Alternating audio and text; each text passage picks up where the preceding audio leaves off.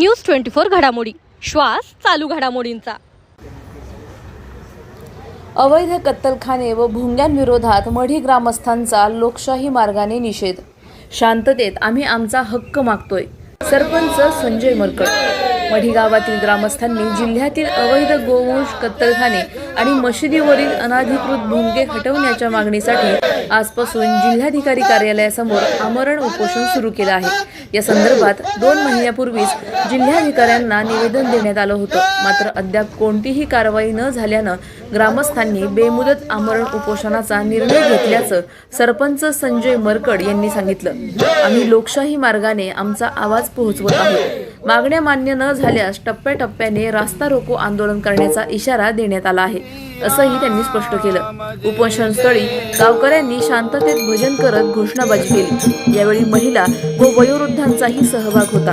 प्रशासनाकडून पुढील काय निर्णय घेतला जातो याकडे सर्वांचं लक्ष लागलं। गेले 2 महिन्यापासून अहिल्यानगरच्या जिल्हाधिकाऱ्यांना आम्ही पत्रव्यवहार करत होतो की अहिल्यानगर जिल्ह्यातील व अहिल्यानगर शहरातील सर्व गोवंशाचे कत्तलखाने बंद करून जमीनदोस्त करण्यात यावेत व या अहिल्यानगर जिल्ह्यामधील जे काही मस्जिदी असतील त्यावरील भोंगे हे काढून टाकण्यात यावेत। यासाठी आम्ही त्यांना पत्रव्यवहार केला। 20 मेला ही उपोषणाला बसणार होतो, पण 19 मेला त्यांनी मला एक पत्र दिलं की आम्हाला काही कालावधी द्या, म्हणून 20 मेचं उपोषण आम्ही स्थगित केलं। त्यानंतर आज जवळजवळ 26 दिवस झाले कुठल्याही प्रकारची कार्यवाही जिल्हाधिकारी साहेबांनी या जिल्ह्यामध्ये केलेली नाही आणि म्हणून आज आम्ही या ठिकाणी सर्व कानिपनाथ आखाड्यातील साधू, महंत, वारकरी, शिक्षण संस्थेतली वारकरी, कीर्तनकार व सर्व गोरक्षक या ठिकाणी आमरण उपोषणाला बसलेलो आहोत। जोपर्यंत आमच्या मागण्या ह्या मान्य होत नाहीत तोपर्यंत आम्ही उपोषण सोडणार नाहीत। यानंतर जर त्यांनी आमच्याकडे लक्ष दिलं नाही तर टप्प्याटप्प्याने आम्ही अहिल्यानगर जिल्ह्यामध्ये रस्ता रोको सारखे आंदोलन करून रस्ते बंद केले जातील। आपल्या माध्यमातून हा इशारा मी या ठिकाणी प्रशासनाला देतो।